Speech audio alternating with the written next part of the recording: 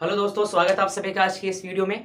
और आज की इस वीडियो में हम क्लास 11 का chapter cell the unit of life का लेक्चर नंबर 6 देखेंगे। और आज की इस वीडियो में हमारा जो टॉपिक है वो है प्रोकैरियोटिक सेल को पढ़ रहे थे ना, तो आज का हमारा टॉपिक है सेल एनवेलप। तो सेल एनवेलप जो हमें आज देखना है उसके अंदर 3 टॉपिक आते हैं, ठीक है। तो सेल एनवेलप जो होता है ना, बेसिकली वो 3 चीजों से मिलकर बना होता है, यानी कि 3 लेयर से मिलकर बना होता है। एक ग्लाइकोकैलिक्स, सेल वॉल और एक सेल मेम्ब्रेन। तो आज हम इस चीज को ही पढ़ेंगे, यानी कि आज हम सेल एनवेलप को पढ़ेंगे, क्योंकि जो हमारा टॉपिक चल रहा है ना वो बैक्टीरिया है। बैक्टीरिया यानी कि प्रोकैरियोटिक सेल, जो कि लेक्चर नंबर 5 में शुरू हुआ था।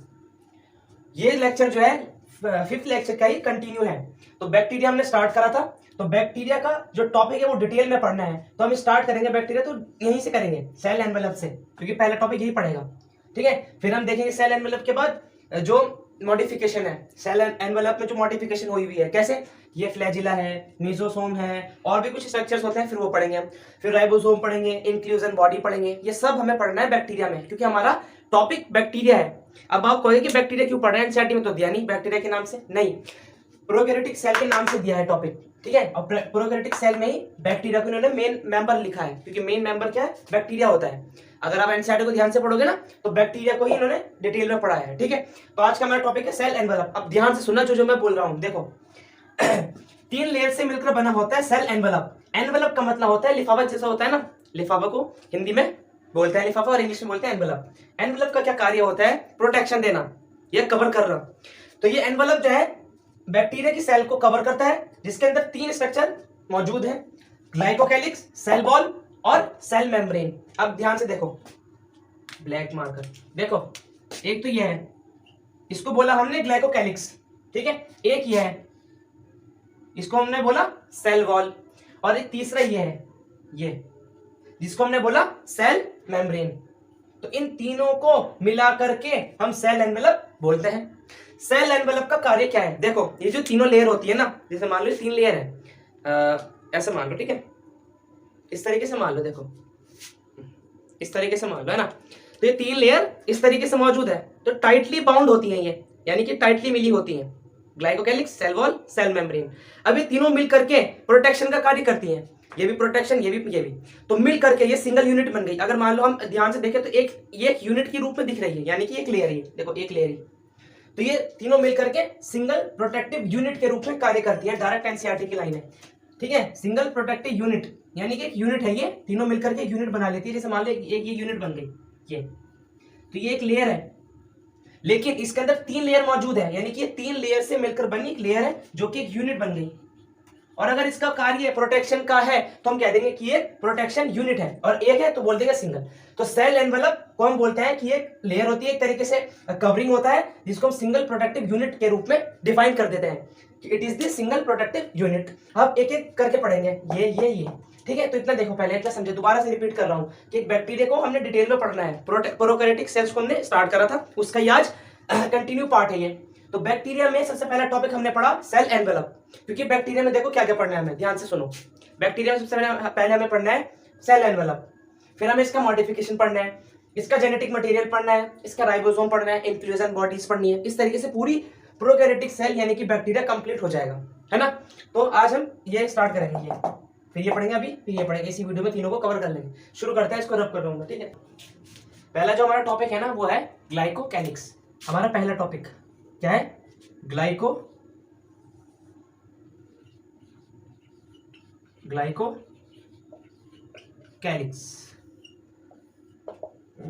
ठीक है। तो ग्लाइकोकैलिक्स को ध्यान से समझो, ये पहली कवरिंग है, ठीक है। हम लिख सकते हैं कि आउटर मोस्ट कवरिंग, ठीक है। आउटर मोस्ट, ओवर नहीं लिखना था, आउटर लिखना था, ठीक है। आउटर मोस्ट यानी सबसे भारी कवरिंग ऑफ बैक्टीरिया या प्रोकैरियोटिक सेल, ठीक है, प्रोटेक्शन का कार्य करती है। अब ध्यान से देखो, इसको मैं कैसे डिफाइन करूंगा। देखो ग्लाइको, अब आपने एक शब्द सुना होगा ग्लूकोज, तो ग्लूकोज से ही आया है ग्लाइको, क्योंकि ग्लूकोज से ही मिलकर बना होता है ये कवरिंग। तो ग्लाइको यानी कि ग्लूकोज, ठीक है। और कैलिक्स का मतलब होता है कवरिंग या कवर, ठीक है। कैलिक्स का मतलब है कवर, और ग्लूकोज, ठीक है, ग्लाइको का मतलब। तो ग्लूकोज क्या है, एक क्या है, ये कार्बोहाइड्रेट है, कार्बोहाइड्रेट है। तो हम कह सकते हैं कि ग्लाइकोकैलिक्स एक कार्बोहाइड्रेट का कवर होता है। ठीक है, समझ में आया कितना बेसिक है कि ये क्या है, कवर होता है, ये बैक्टीरिया में पाया जाता है सबसे भारी, यानी कि जैसे मान लो अगर एक लेयर है, एक ही है, तो सबसे भारी यहाँ पाया जाएगा ये सबसे बाहर। ठीक है, तो ये आउटर मोस्ट कवरिंग होती है, बैक्टीरिया में पाई जाती है, और ये ग्लाइकोकैलिक्स कहलाता है। अब ग्लाइको कहां से आया है, ग्लूकोज से, यानी कि ग्लूकोज से ही ग्लाइको शब्द की उत्पत्ति हुई है। समझ में आया, ग्लूकोज क्या है, कार्बोहाइड्रेट है। ठीक है, तो कार्बोहाइड्रेट का बना कवर जिसको हम ग्लाइकोकैलिक्स बोलते हैं। जैसे मान लो ये कवर है, तो ये एक केमिकल से तो मिलकर बना होगा ना, केमिकल तो होगा। अब केमिकल कोई सा भी हो, तो हमने कहा कार्बोहाइड्रेट का बना है ये, यानी कि ग्लूकोज से। अब इसमें केवल ग्लूकोज ही नहीं होगा, प्रोटीन भी पाए जा सकते हैं, और ग्लूकोज भी मॉडिफाई होकर के पॉलीसैकेराइड बनाता है। अब क्या होगा, पॉलीसैकेराइड क्या होता है वो समझाता हूं। देखो, एक यूनिट, ये मान लो कार्बोहाइड्रेट की एक यूनिट है, तो इसको हम बोलते हैं मोनो, क्योंकि एक है, मोनोसैकेराइड। और मान लो अगर इसमें बहुत सारे लग गए तो हम कह देंगे पॉलीसैकेराइड। समझ में आया, तो ये कार्बोहाइड्रेट जो इनमें पाया जाता है वो पॉलीसैकेराइड होता है। समझ में आया, पॉलीसैकेराइड, पॉलीसैकेराइड यानी कि बहुत सारी यूनिट होती है उसमें, पॉलीसैकेराइड। तो पॉलीसैकेराइड का बना ये कवर होता है जिसको हम ग्लाइकोकैलिक्स बोलते हैं। ग्लाइको का मतलब होता है ग्लूकोज, यानी कि कार्बोहाइड्रेट, तो ग्लाइकोकैलिक्स ग्लूकोज या कार्बोहाइड्रेट का बना एक कवर होता है जो प्रोटेक्शन का कार्य करता है। अच्छा, ये हुआ। अब देखो, ग्लाइकोकैलिक्स जो होता है ना, उसकी कंपोजिशन अलग अलग हो सकती है। मैंने बताया आपको अभी, किसमें प्रोटीन नहीं पाया जा सकता है। तो क्या हुआ, अगर मान लो किसी में प्रोटीन पाया जा रहा है, किसी में नहीं पाया जा रहा है, तो कंपोजिशन अलग हो गई ना। तो उस कंपोजिशन और उसकी थिकनेस के आधार पर इनको दो पार्ट में डिवाइड किया गया है। किनको, ग्लाइकोकैलिक्स को। यानी कि ग्लाइकोकैलिक्स के दो पार्ट होते हैं। इधर ध्यान से देखो, ग्लाइकोकैलिक्स के दो पार्ट है। ठीक है, एक को हम बोलते हैं कैप्सूल, अभी आगे पढ़ेंगे, लेकिन अभी बेसिक बेसिक बता रहा हूं। एक को बोलते हैं कैप्सूल,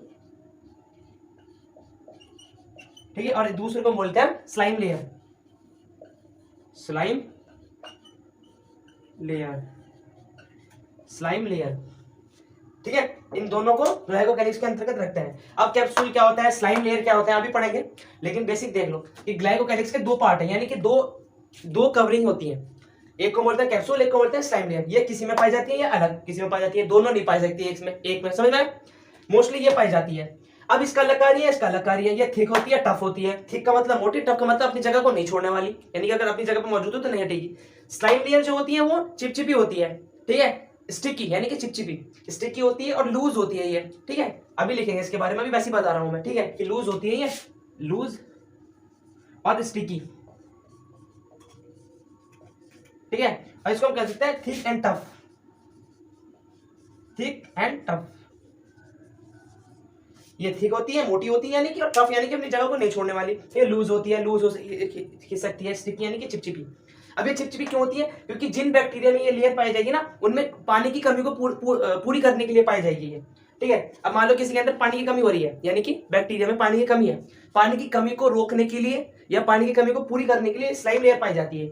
और जिन बैक्टीरिया में कैप्सूल पाया जाएगा तो वो क्या करेगा, डिजीज कॉज करेगा। जैसे मान लो किसी बैक्टीरिया में कैप्सूल पाया जा रहा है, यानी कि ग्लाइकोकैलिक्स की हार्ड वाली लेयर पाई जा रही है, तो वो बैक्टीरिया क्या कहते हैं, डिजीज करने के लिए रेस्पॉन्सिबल होएगा। जैसे आपने पढ़ा होगा ग्रिफिथ का एक्सपेरिमेंट, उसमें एक आपने देखा होगा आर स्ट्रेन और एक एस स्ट्रेन। तो आपने देखा था एस स्ट्रेन होता है वो डिजीज करने में रेस्पॉन्सिबल होता है, आर स्ट्रेन बैक्टीरिया का था वो, तो उसमें कैप्सूल पाया जाता है। ठीक है, समझ में। अब हम इसको रब करना है, पहले थोड़ा बहुत इसके बारे में मैं लिखूंगा, उसको पढ़ेंगे, फिर इसके टाइप को देखेंगे, फिर सेल वॉल पर मूव करेंगे। थोड़ा थोड़ा पढ़ना है, क्योंकि एनसीईआरटी में थोड़ा थोड़ा ही दिया है, पढ़ने को बहुत है। आप इधर उधर से पढ़ोगे तो बहुत मिलेगा, लेकिन मैं वो पढ़ाता हूँ जो एनसीईआरटी में दिया है। ठीक है, तो इतना देख लो पहले। हाँ तो भाई देखो, ग्लाइकोकैलिक्स के रूप में, यानी कि ग्लाइकोकैलिक्स के लिए मैंने एक दो पॉइंट लिखे हैं अभी। अब इसमें और थोड़ा लिखना है, क्योंकि बोर्ड पर स्पेस की कमी थी, तो जितना आया मैंने उतना लिखा है। अभी एक दो पॉइंट और लिखना है, पहले इतना देखते हैं। देखो, मैंने बताया था ग्लाइकोकैलिक्स को कैसे डिफाइन करा मैंने। तो ग्लाइको का मतलब मैंने आपको बताया था कार्बोहाइड्रेट, डायरेक्ट लिख रहा हूं आप में, कार्बोहाइड्रेट। ठीक है, कार्बोहाइड्रेट। और कैलिक्स का मतलब मैंने आपको बताया था कवर, यानी कि ये कार्बोहाइड्रेट का एक कवर होता है जिसको हम ग्लाइकोकैलिक्स बोलते हैं। तो देखो इधर पढ़ो कि glycocalyx is a covering of polysaccharides. Poly का मतलब मैनी यूनिट्स, बहुत सारी यूनिट्स। जब ग्लूकोज की मिल जाएंगी तो उसको बोल देंगे पॉलीसैकेराइड्स। सैकेराइड यानी कि शुगर, है ना। ठीक है, समझ में। तो glycocalyx is a covering of polysaccharides which is found in most of the bacteria. बहुत सारे बैक्टीरियम, अगर एक बैक्टीरिया होगा तो उसको बोलेंगे बैक्टीरियम, अगर ग्रुप होगा तो बोलेंगे बैक्टीरिया। तो बहुत सारे बैक्टीरियम में पाया जाता है ये, मोस्ट ऑफ द यानी कि ज्यादातर। ये लाइन बहुत इंपॉर्टेंट है, सब में नहीं पाया जाता, मोस्ट ऑफ दी। अगर ऑल होता तो सब में पाया जाता। ठीक है, एनसीईआरटी की ये रीडिंग थी। It is present outside the cell wall, ये सेल वॉल के बाहरी रूप में, यानी कि अगर मान लो सेल वॉल ये है तो ये यहां पाया जाएगा आउटसाइड। तो it is present outside the cell wall of bacteria to form an outermost layer, यानी कि एक आउटरमोस्ट लेयर को बनाने के लिए ये पाए जाते हैं। तो ये 2 पॉइंट है, अभी तीसरा चौथा लिखूंगा जितने पॉइंट है, फिर आगे देखते हैं। देखो हाँ तो भाई देखो एनसीईआरटी के हिसाब से लिखा है मैंने, यानी कि एनसीईआरटी के हिसाब से हम चल रहे हैं। ठीक है, ज्यादा बाहर से नहीं पढ़ रहे हैं क्योंकि भरने को उसमें बहुत है, लेकिन हमें सिर्फ एनसीईआरटी पढ़नी है ना। तो देखो ग्लाइकोकैलिक्स मैंने आपको बता दिया, 2 पॉइंट जो बताया था। उसका तीसरा पॉइंट क्या है कि ग्लाइकोकैलिक्स जो होती है ना, उसके 2 टाइप होता है, यानी कि 2 टाइप की वैरायटी मिलती है इसमें। एक होती है कैप्सूल और एक स्लाइम लेयर। अब कैप्सूल क्या है, स्लाइम लेयर क्या है, वो समझते हैं। अगर ग्लाइकोकैलिक्स थिक वाली है यानी कि मोटी है, और टफ है, टफ यानी कि अपनी जगह को ना छोड़ने वाली, ठीक है, यानी कि अगर रिजिड है तो अपनी जगह ही मौजूद है, तो थिक और टफ होती है ये कैप्सूल।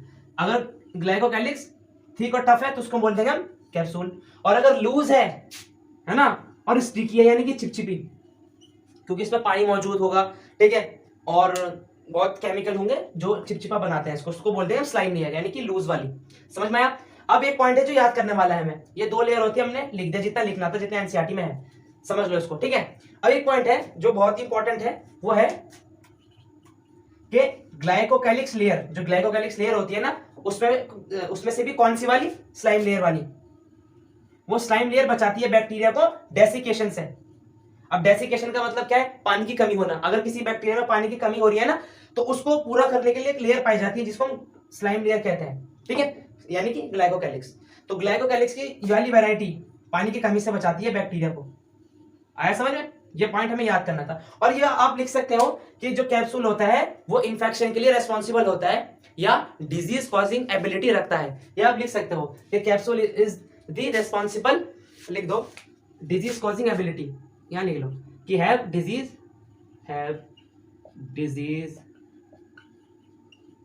कॉजिंग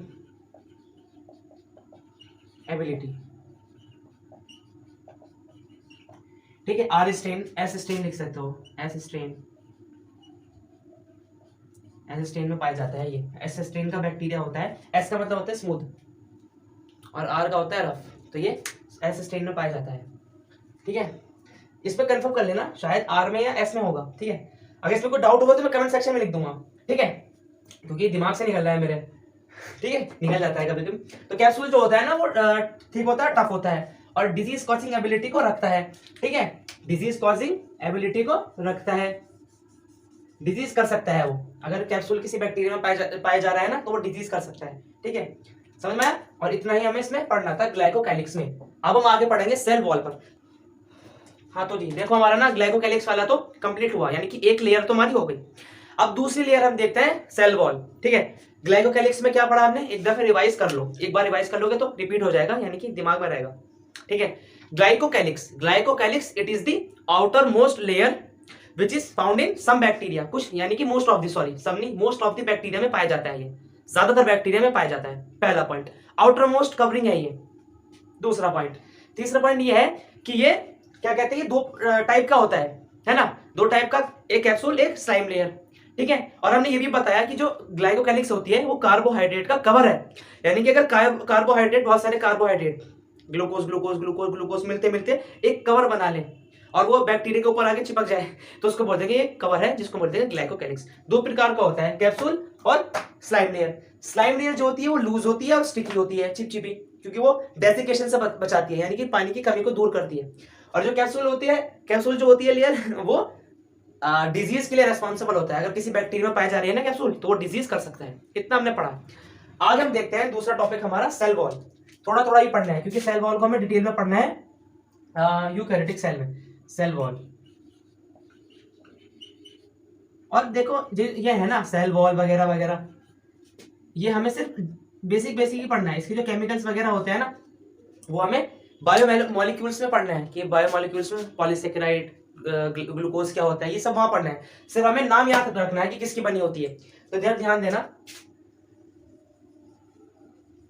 कि जो सेल वॉल होती है ना बैक्टीरिया की, वो पेप्टाइडोग्लाइकन की बनी होती है। पेप्टाइडोग्लाइकन, ये ग्लाइकन लिखा है, पेप्टाइडोग्लाइकन, ठीक है, ग्लाइकन की बनी होती है सेल वॉल, किसकी, बैक्टीरिया की, है ना। जैसे मान लो अगर बैक्टीरिया है, ये बैक्टीरिया की सेल वॉल है, तो पेप्टाइडोग्लाइकन की बनी होगी है। अब पेप्टाइडोग्लाइकन क्या होता है इसको समझो, देखो ध्यान से समझो। इसमें दो शब्द आ रहा है, एक आ रहा है पेप्टाइड और एक आ रहा है ग्लाइकन। देखो जो पेप्टाइड है ना, ये होता है चेन ऑफ अमीनो एसिड, यानी कि प्रोटीन,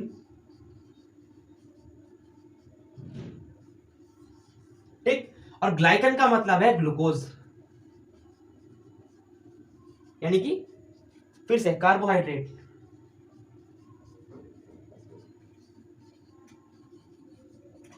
है ना। तो जो बैक्टीरिया की सेल वॉल है वो प्रोटीन प्लस कार्बोहाइड्रेट की बनी होती है, जिसको ये जब दोनों मिलेंगे ना, इसको एक कॉमन शब्द दे दिया पेप्टाइडोग्लाइकन, क्योंकि कार्बोहाइड्रेट की चेन में प्रोटीन की चेन भी पाई जाती है, यानी कि peptide chain of amino acid भी पाई जाती है। इसको हम लिख सकते हैं, प्रोटीन का मतलब chain of amino acids, chain of amino acids, और कार्बोहाइड्रेट मतलब ग्लूकोज की चेन, है ना। तो यानी कि जो सेल वॉल होती है बैक्टीरिया की, वो कार्बोहाइड्रेट और प्रोटीन की बनी होती है। यानी कि अगर प्रोटीन और कार्बोहाइड्रेट मिल गए, किसी तरीके से अरेंज हो गए लेयर के रूप में, तो उसको बना देंगे, उसको कहते हैं सेल वॉल। ये बैक्टीरिया की सेल वॉल है, यानी कि पेप्टाइडोग्लाइकन जो है वो बैक्टीरिया की सेल वॉल का केमिकल नेचर है, बैक्टीरिया, है ना। दूसरी पहली बात तो ये हो गई कि पेप्टाइडोग्लाइकन की बनी होती है। दूसरी बात यह है कि ये भी प्रोटेक्शन का कार्य करती है, प्रोटेक्शन, ठीक है, ये प्रोटेक्शन का कार्य करती है। आज थोड़ी मेरी तबीयत ठीक नहीं है, तो इसलिए मैं ज्यादा एनर्जी से नहीं पढ़ा पा रहा हूं, लेकिन मैं अपनी कोशिश कर रहा हूं, ठीक है। तो सेल वॉल जो होती है वो पेप्टाइडोग्लाइकन की बनी होती है बैक्टीरिया में, और ये प्रोटेक्शन का कार्य करती है, क्योंकि ये बैक्टीरिया के बाहर पाई जाएगी तो प्रोटेक्शन का कार्य करेगी। ये 2 पॉइंट हो गया, ठीक है। तीसरा पॉइंट ये है कि ये किसी भी मॉलिक्यूल को आने जाने दे सकती है अगर छोटा हुआ तो, क्योंकि ये छेददार होती है। छेददार का मतलब हॉलोनेस, हॉलो वाली। सवाल अगर ये सेल वॉल है तो इसमें इस तरीके से होती है, जैसे वो होती है ना, इधर समझो, जैसे आपने वो देखी होगी लोहे की, या इसकी लोहे की, या क्या बोलते हैं उसको, सरिये की जो वो होती है खिड़की टाइप, खिड़की इस तरीके से होती है ना, गैप गैप गैप करके लोहे की जो होती है खिड़की टाइप, उस तरीके से होती है ये। तो मॉलिक्यूल को आर पार जाने दे सकती है, जैसे मैं बना भी दूं, इस तरीके से होती है ये मान लो ये है लेयर, इसको उठा के हम बैक्टीरिया के ऊपर रख दें, इस तरीके से, यानी कि इसके अंदर से मॉलिक्यूल जा सकता है।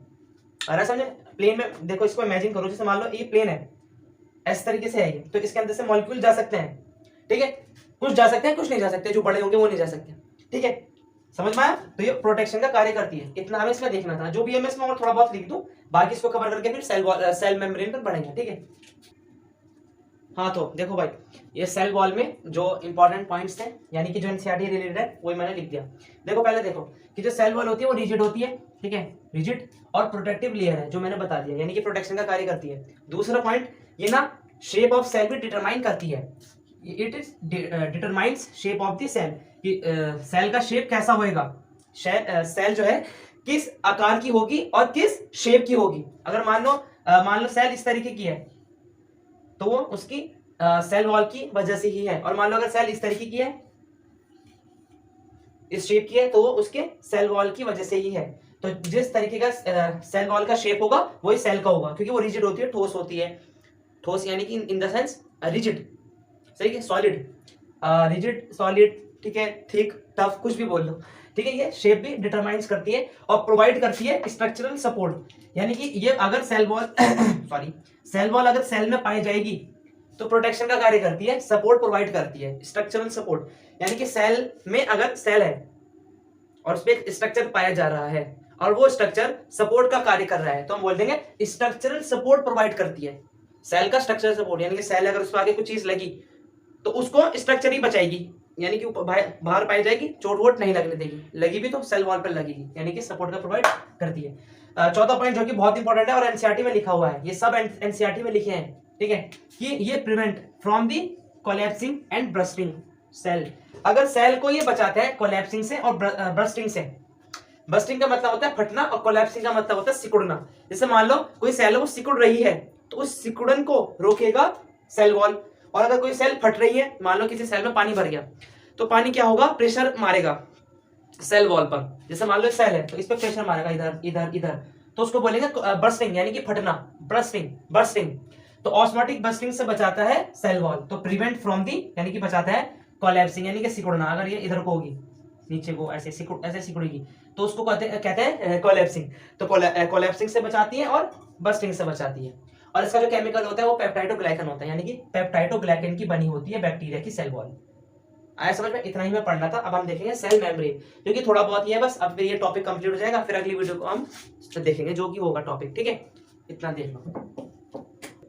देखो अब हमें सेल मेम्ब्रेन पढ़नी है। अब ध्यान से देखो, मैंने आपको बैक्टीरिया का स्ट्रक्चर बनाया था।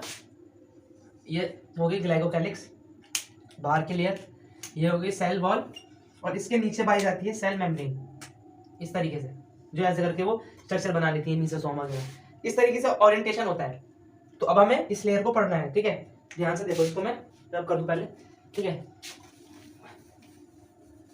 अब जो सेल मेम्ब्रेन होती है वो उसकी बनी होती है किसकी फॉस्फोलिपिड की।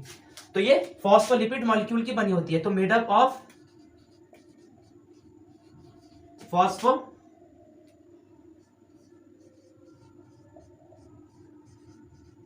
लिपिड मॉलिक्यूल, गर्मी बहुत है आज, मॉलिक्यूल, ठीक है।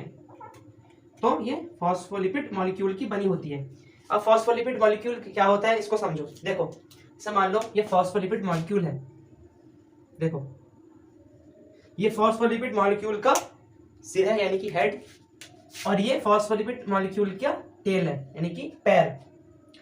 ये एक फॉस्फोलिपिड मॉलिक्यूल का स्ट्रक्चर है, फॉस्फोलिपिड यानी कि लिपिड में अगर फॉस्फोरस ग्रुप ऐड हो जाए तो उसको बोल देंगे फॉस्फोलिपिड, यानी कि लिपिड की बनी होती है लेयर। हम डायरेक्ट लिख सकते हैं कि सेल मेम्ब्रेन जो बनी होती है वो लिपिड की बनी होती है, लिपिड की, ठीक है, लिपिड की बनी, ठीक है। थोड़ी बहुत हिंदी भी मिल जाती है यार। तो लिपिड की बनी होती है। अब लिपिड भी कौन सा, फॉस्फोलिपिड। वैसे कोलेस्ट्रॉल भी पाया जाता है लेकिन मेन मात्रा में ये होता है, यानी कि मेन ये होता है। खैर देखो, अब इसको हम बोलते हैं हेड। किसको? इसको, इस स्ट्रक्चर को हम बोलते हैं हेड यानी कि सिर, और इसको बोलते हैं टेल। खासियत ये है कि ये होता है वाटर लविंग, यानी कि ये पानी से प्यार करता है। तो ये पानी से जब प्यार करता है तो ये उस साइड होगा जहां पानी होगा। मान लो इस साइड पानी है तो ये पानी की तरफ अट्रैक्ट हो जाएगा, क्योंकि ये हाइड्रोफिलिक होता है। अब हाइड्रोफिलिक क्या होता है लिख लो इसको पहले ना, कि ये हाइड्रोफिलिक होता है, हेड हाइड्रोफिलिक, ठीक है।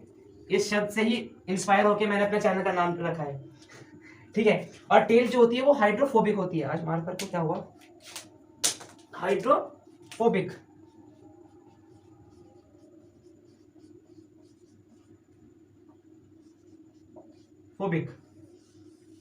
ठीक है। ध्यान दो कि जो हेड है वो हाइड्रोफिलिक होता है। हाइड्रो का मतलब पानी और फिलिक का मतलब लव, नेचर, यानी कि लविंग नेचर, ठीक है। तो वाटर लविंग यानी कि पानी से प्यार करने वाला। तो ये हेड जो होता है ना मॉलिक्यूल का, ये पानी की तरफ होगा क्योंकि ये पानी से प्यार करता है। और जो टेल होंगी दो होती है, एक दो, ये जो टेल होंगी ये हाइड्रोफोबिक होती है, पानी से डरने वाली, रिपेल करेंगी पानी को, तो पानी से दूर होंगी क्योंकि पानी से रिपेल हो रही है, पानी रिपेल करके इनको दूर कर देगा, तो ये पानी की तरफ नहीं होंगी। तो ये मॉलिक्यूल इस तरीके से अरेंज होता है, एक मॉलिक्यूल, दो मॉलिक्यूल, तीन मॉलिक्यूल, तो ये अरेंज हो करके इस तरीके से स्ट्रक्चर बना लेंगे, ठीक है। इस तरीके से अरेंज हो जाएंगे। देखो ध्यान से देखना किस तरीके से बना रहा हूं मैं, ध्यान से देखते रहना।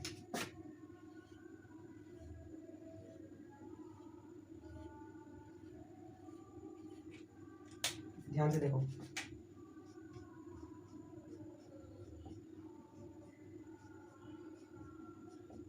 ये मॉलिक्यूल इस तरीके से अरेंज होंगे। आपका बीच में स्पेस की छोड़ा, प्रोटीन भी होते हैं बीच में, ठीक है।